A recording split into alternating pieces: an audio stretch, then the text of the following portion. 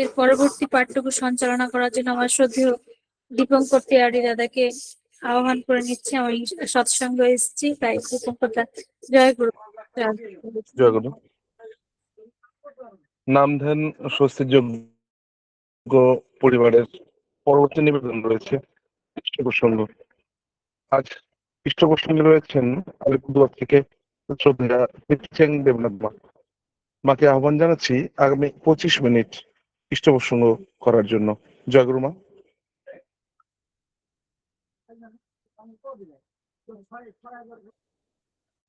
আসলে আমি অনেকক্ষণ থেকে চেষ্টা করছি, আমার অডিওটা কিছুতেই খুলছিল।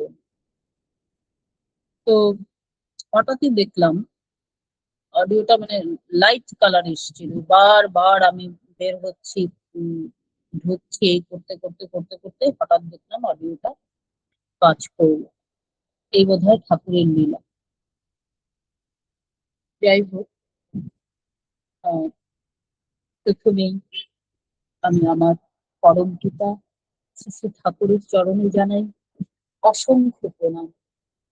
প্রণাম জানাই শ্রী শ্রী বড়মার শ্রীচরণে, আচার্যদেব শ্রী শ্রী বর্দার শ্রীচরণে, বর্তমান আচার্য দেবের শ্রীচরণে, এবং সেই সঙ্গে ইষ্ট পরিবারের প্রত্যেকের চরণে জানাই আমার আদর্শ ভক্তিপূর্ণ প্রণাম। উপস্থিত এখানে শ্রদ্ধেয় পাঞ্জাধারী দাদারা, ভিত্তিক দাদা, তাদের সবাইকে জানাই আমার শ্রদ্ধা মিশ্রিত রাগ ও জয়গুরু, এবং অন্যান্য দাদা ও মায়েদের জানাই আমার ভক্তিপূর্ণ রাগ ও জয়গুরু। আজকে আমরা একটা বিশেষ দিনে উপবিষ্ট হয়েছি। আজকের দিনটা কি গুরুপুরী। আমরা জানি যে ব্যাসদেব এই দিনে জন্মগ্রহণ করেছিলেন, এবং তিনি নাকি দেখুন পৌরাণিক বিষয়গুলো, দিদি শোনা যাচ্ছে না ভালো। পৌরাণিক বিষয়গুলো এটা বিজ্ঞান দ্বারা পরীক্ষিত নয়, কিন্তু আমরা শ্রী শ্রী ঠাকুরকে বিশ্বাস করি। তিনি যদি বলেন, তিনি যা বলেন তা মিথ্যে হতে পারে না। তাই জন্যে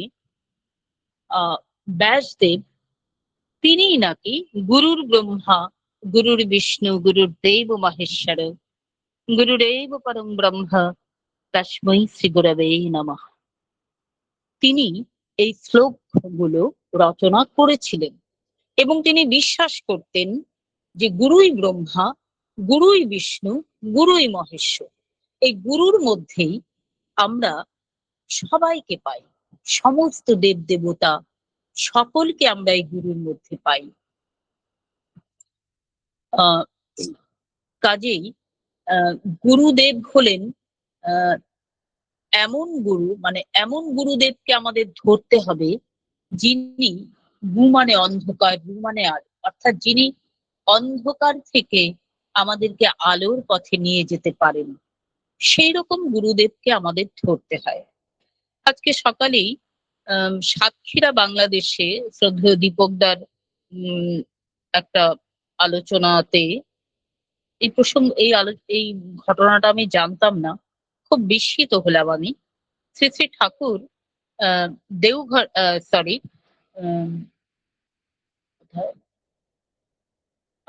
রামকৃষ্ণ ঠাকুর যেখানে থাকতেন আর কি, সেইখানে শ্রী শ্রী ঠাকুর রামকৃষ্ণ ঠাকুর যে ঘরটিতে থাকতেন সেই ঘরটিতে গিয়েছিলেন, এবং ত্রৈলোক্যনাথ চক্রবর্তী মহাশয় তার বইতে নাকি নিবদ্ধ আছে এই উক্তিটি, এই শক্তিটি বা এই ঘটনাটি, যে ভগবান শ্রী রামকৃষ্ণ দেব শরীর থেকে, ঠাকুরের শরীর থেকে বেরিয়ে আবার শ্রী শ্রী ঠাকুরকে প্রণাম করেছিলেন।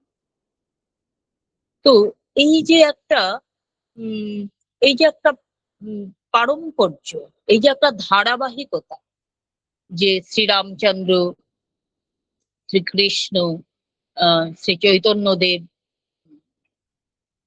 তারপর ভগবান রামকৃষ্ণ, শ্রী শ্রী ঠাকুর অনুকূল চন্দ্র, আর অন্যদিকে বুদ্ধ, যিশু, হজরত, এরা একই দেহে লীন, একই দেহে তাঁরা লীন।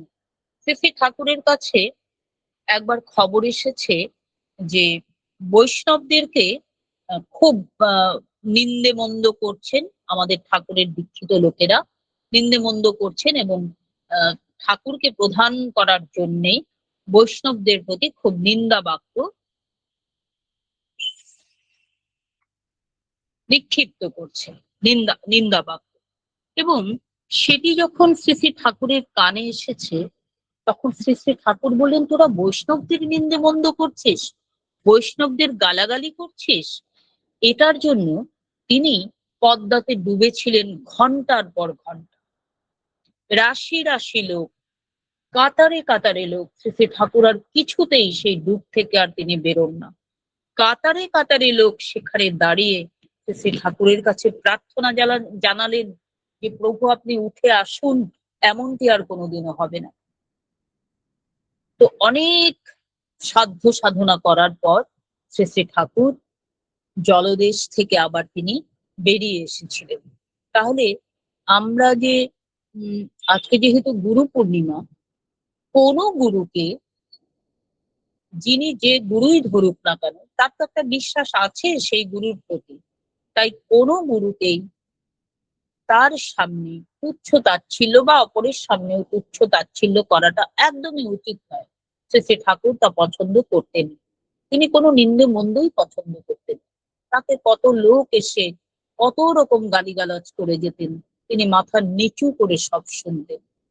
এই যে আজকের দিনে যে শ্রী শ্রী ঠাকুর, তার বয়স মাত্র 138 বছর, কিন্তু আজকে হাজার হাজার মন্দির গড়ে উঠেছে। সারা বিশ্বে এই সৎসঙ্গ নিয়ে একটা বিরাট আলোড়ন সৃষ্টি হয়েছে। তাহলে তিনি কতগুলো বিধি নিষেধ বা কতগুলো নিয়ম কানুন তিনি নিয়ে এসেছিলেন, যেগুলো অনুশীলন করলে আমাদের জীবন অন্ধকার থেকে আলোর পথে গতি পাবে, উদ্ভাসিত হবে, আমরা এক একজন উদ্ভাসিত হয়ে উঠবো। শ্রী শ্রী ঠাকুর তা পছন্দ করতেন। তাহলে যে যুগের যা, সেই যুগ অনুযায়ী, অর্থাৎ একেবারে কনিষ্ঠতম, একেবারে লেটেস্ট যিনি, তাকেই এই যুগের জন্য গ্রহণ করা উচিত। তো ঠাকুর এবং শ্রী শ্রী ঠাকুর, এই যে তার যে বিভিন্ন পথ, তার যে বলাগুলো, যজন যজন ইষ্টভীতি শাস্ত্রায়নী সদাচার, তার এমন কোনো বিষয় নেই, মানুষের বাঁচার জন্য এমন কোনো বিষয় নেই যা তিনি বলেননি বা যা তিনি জানতেন না। সমস্ত বিষয় তার জানা। যাই হোক, তার কাছে বহু জ্ঞানী গুণী, বহু বুদ্ধিমান, রাজনীতিবিদ, সমাজসেবী, চোর গুন্ডা বদমাশ লুচ্চা, সকলে তার কাছে এসেছিলেন এবং সবাই কিন্তু নিজেকে গড়ে তুলেছিলেন। তো তাদের কথাগুলিও কিন্তু প্রায় একই রকম হয়। ভগবান যিশু, তিনি তো বলেছেন যে পাপকে ঘৃণা করো, পাপীকে নয়। শ্রী শ্রী ঠাকুরেরও কিন্তু একই উক্তি।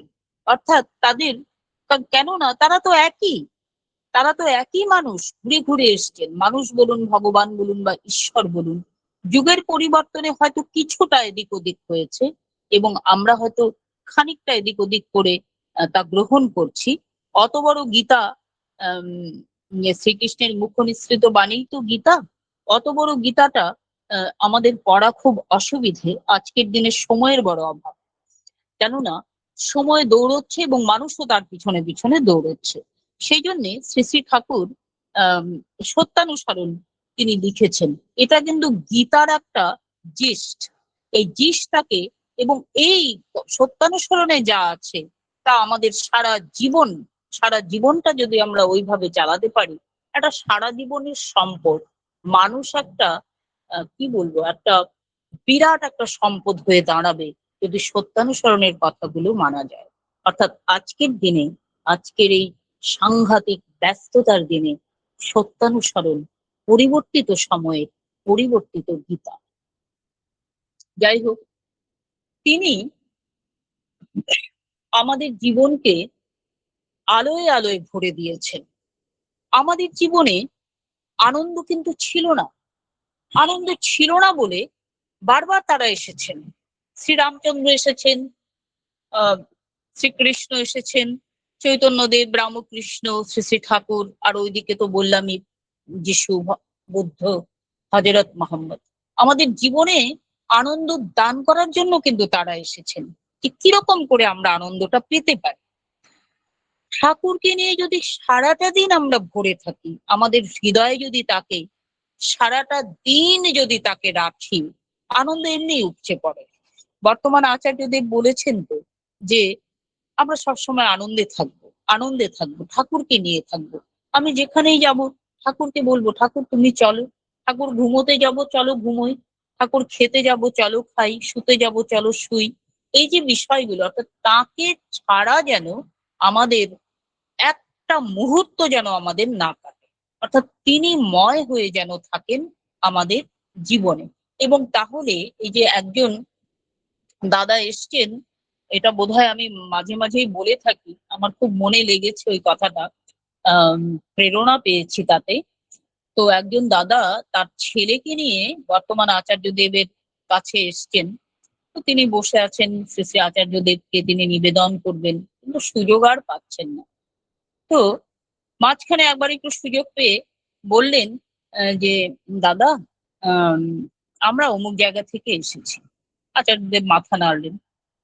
কিছুক্ষণ পরে আবার বললেন যে দাদা, আমার একটি ছেলে, আমার দুটি ছেলে। তখন শ্রী শ্রী আচার্যদেব বললেন আমার তিনটি। তো কিছুক্ষণ পর আবার বললেন যে দাদা, আমার বউ না কথা শোনে না। তো বর্তমান আচার্যদেব তিনি বললেন আমার বউ কথা শোনে না। তারপর আবার বললেন যে আহ, আমার স্ত্রীকে আমি ডিভোর্স দিতে চাই, কিন্তু সে কিছুতেই আমাকে ডিভোর্স দেবে না। শ্রী শ্রী ঠাকুরের নীতি তো তা নয়। ডিভোর্সটা যখন আইনে পরিণত হয়েছিল, তখন শ্রী শ্রী ঠাকুর খুব দুঃখ পেয়েছিলেন, দারুণ দুঃখ পেয়েছিলেন যে সমাজের এই যে ডিভোর্স হলে স্বামী স্ত্রীর যতটা না ক্ষতি হয়, সন্তানের অত্যন্ত ক্ষতি হয়। এই যে এত যে খুব শিক্ষিত শিক্ষিত ছেলেদের মেয়েদের মধ্যে দারুণ সম্ভাবনা থাকা সত্ত্বেও তারা কিন্তু ডিপ্রেশনে চলে যায় এবং সমাজে নানা রকম কুকীর্তি করতে তারা পিছপা হয় না, তারা করে ফেলে সেগুলো। এটার জন্য কিন্তু অনেকাংশে ডিভোর্স দেয়। কেননা আমার দুদিন স্বামীকে ভালো লাগলো, দুদিন পরে আমি ছেড়ে চলে গেলাম, আবার অন্য কোনো কাউকে আমি গ্রহণ করলাম। এটা তো নীতি হতে পারে না। শ্রী শ্রী ঠাকুর এটাকে একদমই পছন্দ করতেন না, তিনি খুবই আঘাত পেয়েছিলেন। তখন শ্রী শ্রী আচার্যদেব বললেন যে দেখুন, আপনার মন থেকে ঠাকুর সরে গেছেন। ঠাকুর সরে গেছেন বলে আপনি এই সমস্ত কথাগুলো চিন্তা করছেন। তো তিনি আরেক জায়গায় আরো বলছেন যে আহ দেখুন, আমার আমার স্ত্রী আমার জামা কাপড় কেচে দেয় না, আমাকে খাবার দেয় না, আমার কোনো কিছুই সে করে দেয় না, কিন্তু তবু আমি আমার স্ত্রীকে ভালোবাসি। আবার আমার স্বামী, সে আমার ভরণ পোষণ করে না, আমাকে সম্মান দেয় না, আমাকে অসম্মান করে, আমাকে পছন্দ করে না, তবু আমি তাকে ভালোবাসি। এই মানসিকতা নিয়ে আমাদের এগোতে হবে। অর্থাৎ শ্রী শ্রী ঠাকুর কোনোভাবেই চাইতেন না যে একটা সংসার ধ্বংস হয়ে যায়, একটা সংসার স্বামী স্ত্রীর কারণে ভেঙে যায়। তিনি সেটা চাইতেন না। এবং তার যে কি কুফল, সেটা আমরা হাড়ে হাড়ে টের পাচ্ছি। আজকে সমাজের দিকে দৃষ্টি দিলে আমরা দেখতে পাই এর কুফল ঘরে ঘরে ঘরে ঘরে। তো আজকের দিনে শ্রী শ্রী ঠাকুর আমাদের জীবনের অবশ্যই আদর্শ। এবং আজকের দিনে, ঠিক আজকেরই দিনে, এই পরিবর্তিত সমাজ ব্যবস্থায়, অত্যন্ত আধুনিক বিজ্ঞান ব্যবস্থায় যখন আমাদের সমাজ এগোচ্ছে বা পিছোচ্ছে, এই সময় কিন্তু আমাদের নারী জীবনের প্রধান উদ্গাতা হলেন শ্রী শ্রী বড়মা। আমরা যদি মনে করি যে সাধারণভাবে শাড়ি পরে মাথা ভর্তি ঘোমটা দিয়ে তিনি আবার কি করে আধুনিকা হতে পারেন, আমাদের কাছে আসলে আধুনিক শব্দটা বিকৃত হয়ে ধরা দিয়েছে। আধুনিকতা মানে হচ্ছে অগ্রগতি, উন্নতির পথে এগিয়ে যাওয়া, বৃদ্ধির পথে এগিয়ে যাওয়া, সেটাই হচ্ছে আধুনিকতা। শ্রী শ্রী বড়মা শ্রী শ্রী ঠাকুরকে শ্রী শ্রী ঠাকুরের যা যা তার প্ল্যানিং ছিল, যা যা তার করণীয় ছিল, সমস্ত করণীয় গুলোকে তিনি কিন্তু উৎসাহ দিয়েছেন। তিনি অন্তঃপুরে থেকে স্বামীকে এগিয়ে দিয়েছেন, কোনোদিনও কোনো কাজে তিনি বাধা দেন। শ্রী শ্রী ঠাকুর শ্রী শ্রী ঠাকুর আবার বলেছেন,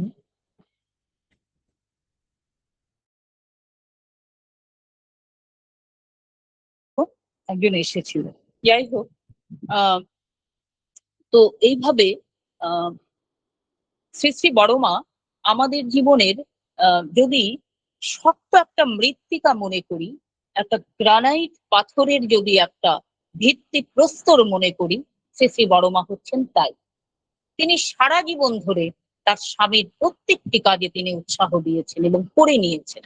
শ্রী শ্রী ঠাকুরের দেখুন, আমরা মেয়েরা সব কিছু পারি, কিন্তু স্বামীর ভাগ দিতে পারি না, কখনো না, কোনোদিনও না, কোনোভাবেই সেটা আমরা দিতে পারি না। শ্রী শ্রী বড়মা শ্রী শ্রী ঠাকুর যেহেতু অনুলোম বিবাহের আহ পছন্দ করতেন এবং অনুলোম বিবাহ সমাজের পক্ষে মঙ্গলপ্রদ, শ্রী শ্রী বড়মা সেটাকেও তিনি সাপোর্ট করেছেন, শ্রী শ্রী ঠাকুরকে সেটা করিয়েছেন এবং দেখিয়েছেন তার ফল কি হয়। তো একটা ঘটনা বলি। আমরা জানি যে সর্বমঙ্গলা দেবী মা, পূজনীয় কাজলদার মা, তিনি মাতা মনমোহিনী দেবীকে বলেছিলেন যে তিনি যদি বিবাহ করেন তাহলে আহ জামাইবাবুকেই বিবাহ করতে, অর্থাৎ তার শ্যালিকা ছিলেন শ্রী শ্রী ঠাকুরের, জামাইবাবুকেই বিবাহ করবে। মাতা মনমোহিনী দেবীকে তিনি এই কথাটা বলতেন, না হলে তিনি বিবাহ করবেন। এবং মাতা মনমোহিনী দেবীকে তিনি উদ্বুদ্ধ করতেন, তিনি অনেক চেষ্টা করছেন যে শ্রী শ্রী ঠাকুরকে বলে যদি তার মত করানো যায়। তো মাতা মনমোহিনী দেবী যতবার শ্রী শ্রী ঠাকুরকে বলতে যান, তিনি বলেন যে না, আমি বিবাহ করব, আর বিবাহ আমি করব। করতে করতে অনেক কষ্টে মাতা মনমোহিনী দেবী ঠাকুরকে রাজি করালেন একটা শর্ত। শ্রী শ্রী ঠাকুর বললেন যে দেখো দেখো, বিবাহ হলে কিছুদিন পরেই বলবে তার সন্তান লাগবে, এবং সন্তান হলে তার কিছুদিন পরেই বলবে যে আমার সম্পত্তি চাই। কাজেই আমি এসবের মধ্যে নেই। বিবাহ যদি তোমার কথায় বা আমি যদি রাজিও হই, আমি কিন্তু দ্বিতীয়টিতে কিন্তু রাজি নই, আমি কিন্তু সন্তান আনবো না। তো মাতা মনমোহিনী দেবী সর্বমঙ্গলা দেবীকে বললেন যে এই শর্ত দিয়েছে, তিনি তাতেই রাজি। তাদের বিবাহ হলো মায়ের কথায়, এবং 2 বছর যেতে না যেতেই সর্বমঙ্গলা দেবী মাতা মনমোহিনী দেবীকে আবার তিনি বলা শুরু করলেন তার একটি সন্তান চাই, আর কিচ্ছু চাই না, মাত্র একটি সন্তান চাই। ঠাকুরকে বলে যাতে রাজি করা। অনেক বলে কয়ে বলতে বলতে শ্রী শ্রী ঠাকুর, তিনি তো ঈশ্বর, তিনি তো সব জানেন পরিণতি কোন দিকে যাচ্ছে, কোন দিকে যাচ্ছে। শ্রী শ্রী ঠাকুর তারপর মায়ের কথায় তাকে একটি সন্তান দিলেন। পূজনীয় কাজলদাকে আমরা পেলাম। কিছুদিন পরে কাজলদা যখন বড় হয়ে গেলেন, তখন সম্পত্তির ভাগ চাইলেন। কিন্তু শ্রী শ্রী ঠাকুর তার আগেই, তিনি তো সবই জানেন যে কি হবে, ভবিষ্যৎ কি নিয়ে দাঁড়িয়ে আছে। শ্রী শ্রী ঠাকুর কিন্তু যা যা ছিল সমস্ত কিছু সৎসঙ্গ ট্রাস্টের নামে তিনি করে দিয়েছিলেন। তার নামে কিন্তু একটা কপর্দক ছিল না। তারপরেই মামলা মোকদ্দমা হয়, এবং সেই মামলা মোকদ্দমায় সর্বমঙ্গলা দেবী কিন্তু হেরে যান। তো আহ, এই যে জোর করে করানো, জোর করে এক একটা বিষয় ভগবান ঈশ্বর যেটা চাইছেন না, কিন্তু সেটা এই যে জোর করে করানো, তার কিন্তু প্রভূত ক্ষতি হয়। আমি জানি না, আজকে দেওঘরে গেলে ওখানে আমরা যেখানে যাই, মানে দেওঘর শ্রীধামে, সেখানে প্রার্থনার টাইমে একটা, অন্য পাশে ওইদিকে পূজনীয় কাজলদার ওখানে অন্য একটা প্রার্থনার টাইম। কাজে এটা না একটু দৃষ্টিকটু লাগে, বাজেও লাগে শুনতে। যাই হোক, আমার এটা সমালোচনার বিষয় না। আমার বিষয়টা হচ্ছে যে এই যে শ্রী শ্রী ঠাকুর এই বিষয়গুলো সবই জানতেন যে কি হতে চলেছে, কি হবে, ভবিষ্যৎ কি নিয়ে দাঁড়িয়ে আছে, সবটা তিনি জানতেন। তাই আগেই তিনি তার মাকে, মাতা মনমোহিনী দেবীকে তিনি উম স্মরণ করিয়ে দিয়েছিলেন যে রাস্তা কিন্তু ওই দিকে যাচ্ছে একটু একটু। তো আমি যেটা বলতে চেয়েছিলাম যে শ্রী শ্রী বড়মা, শ্রী শ্রী ঠাকুরের এই কাফালিং জীবন, এই এখন এতজন লোক, এই এক্ষুনি একটু পরেই বা এক্ষুনি বেরিয়ে যাবে কীর্তনের দল নিয়ে, কীর্তন করতে করতে এক একজন মাটিতে লুটিয়ে পড়ছে, মানে কি যে হচ্ছে কি যে না হচ্ছে, ভাত বেড়ে বসে আছেন, রান্না বান্না সব তৈরি, কেউ খেতে আসছে না। এই যে এই যে তার সময় অসময় মানুষকে জাগানো, এই যে তার একটা চেষ্টা, আসলে শ্রী শ্রী বড়মা তো ঠাকুরেরই ঠাকুরেরই স্ত্রী রূপ, ঠাকুরেরই আহ নারী রূপ। ঠাকুর নারী রূপে আসলে শ্রী শ্রী বড়মাই হতেন।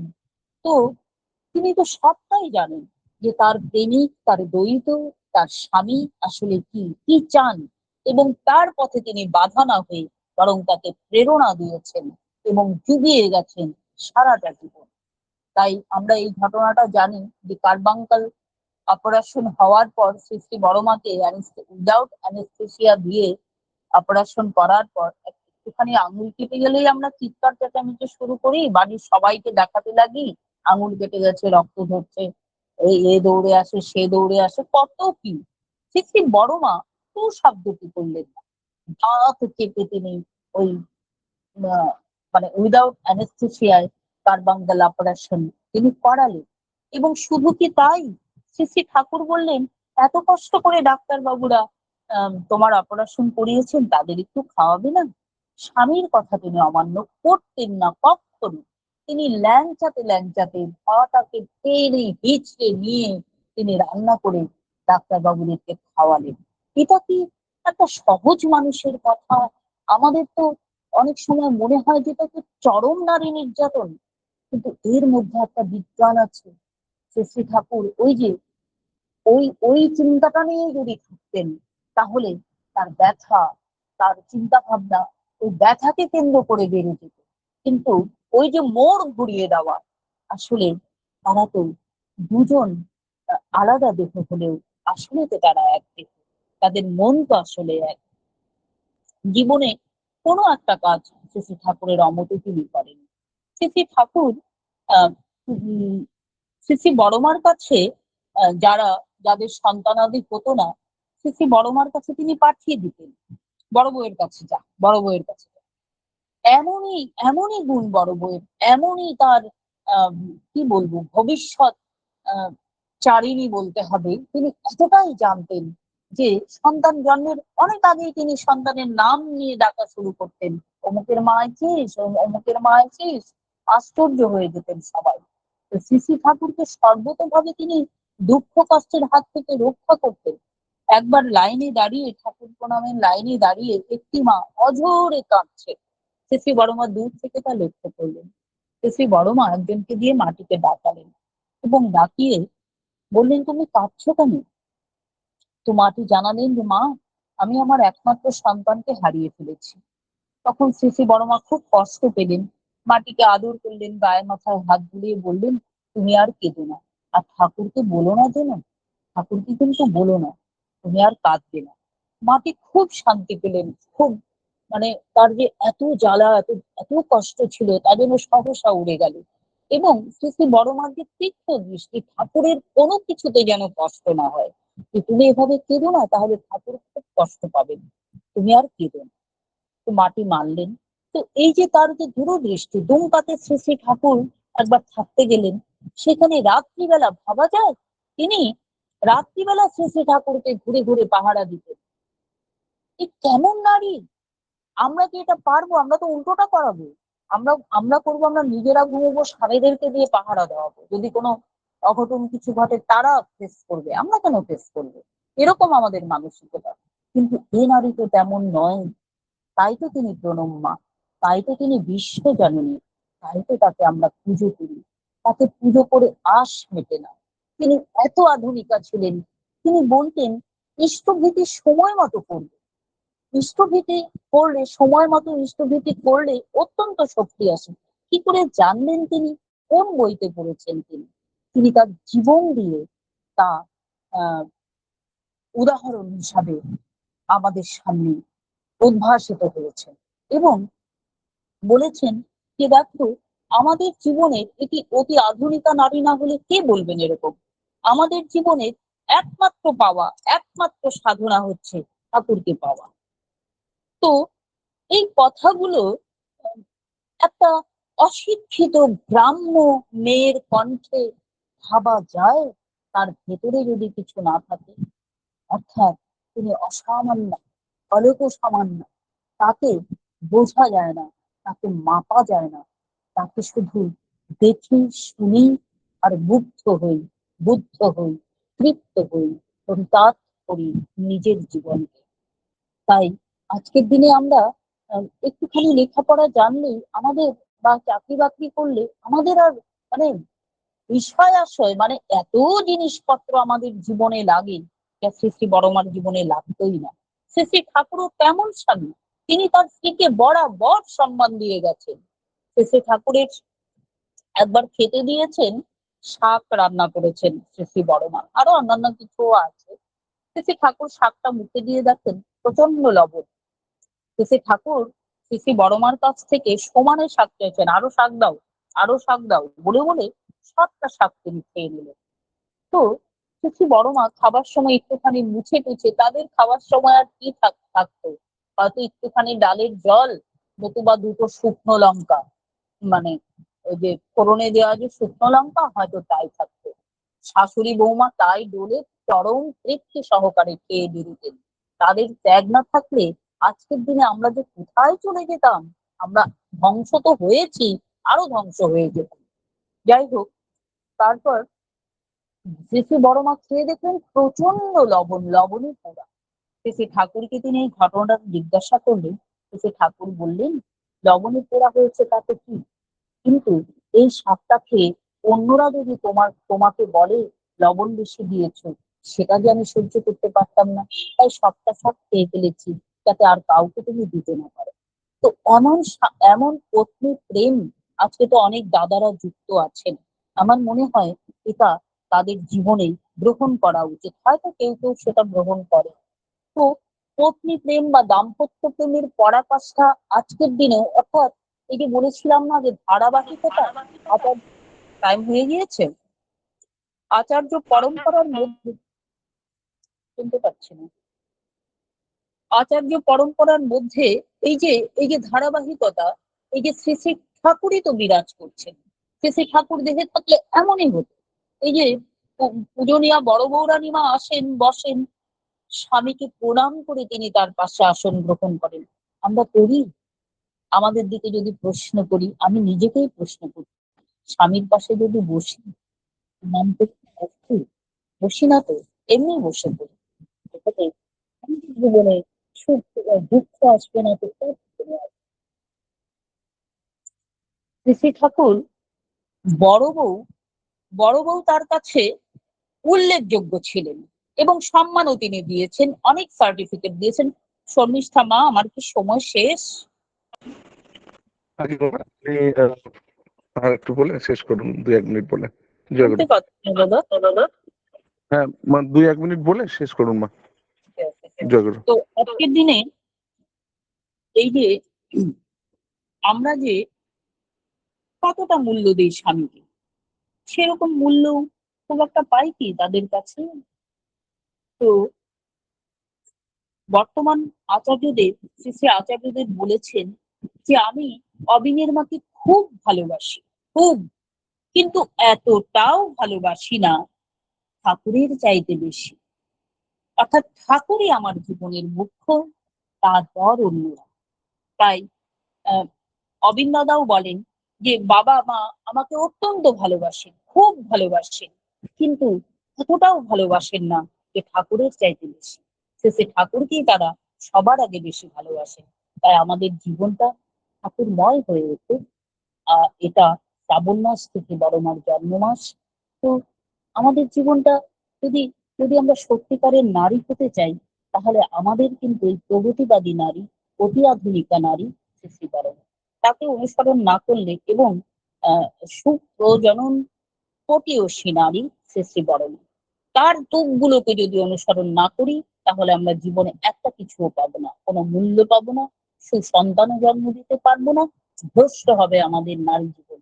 সবাই খুব ভালো থাকুন, সুস্থ থাকুন। জয়গুরু প্রতি প্রত্যেককে। জয় গুরু মা, জয় গুরু।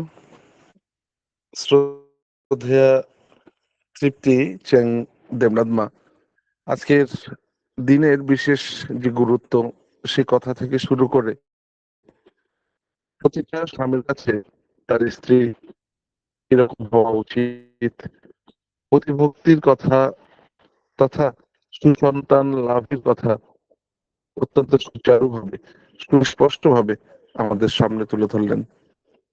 আমরা প্রত্যেক যারা ঠাকুরকে পেয়েছি, প্রতিনিয়ত তাকে ধরে চলার চেষ্টা করি। তাই আমরা অতি ভাগ্যবান। তাই আগামী 24 শ্রাবণ 31শে জুলাই পরমাত্মা জগদ্ধারিণী শ্রী শ্রী বর্মণ শুভ 133তম জন্ম দিবস অর্থাৎ আবির্ভাব দিবস পালিত হবে। আর এই শুভ শ্রাবণ মাস আজকে এক সুন্দর কথা আমরা সবাই শ্রবণ করলাম, মুগ্ধ হলাম, অনুপ্রাণিত হলাম, যাজিত হলাম আপনার কথায়। আপনি ভালো থাকুন, সুস্থ থাকুন, ইষ্টকে নিয়ে আনন্দে মেতে থাকুন মা, সপরিবারে। এই প্রার্থনা দয়ালের শ্রীচরণে। আবারও আসবেন সময় সুযোগ করে। খুব ভালো থাকবেন। জয় গুরু মা।